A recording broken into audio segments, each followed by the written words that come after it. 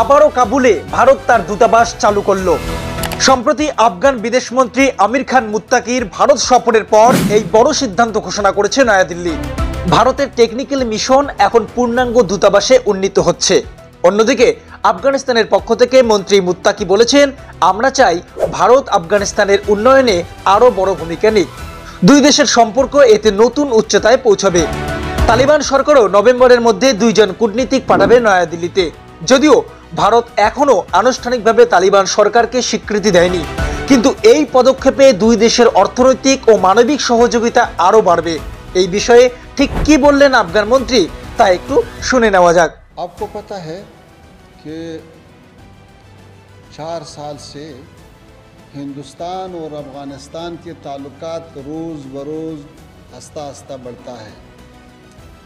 तो ये हमारा पहला सफ़र है हिंदुस्तान को, और आज ये फैसला हुआ कि हिंदुस्तान भी काबुल में अपना जो तकनीकी मिशन है वो डिप्लोमेटिक मिशन को बढ़ाता है, और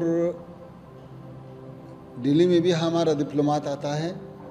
तो ये ऐसा आस्ता आस्ता चलना, फिर वो नॉर्मल तक पहुंचना, ये हदफ है। ठीक है।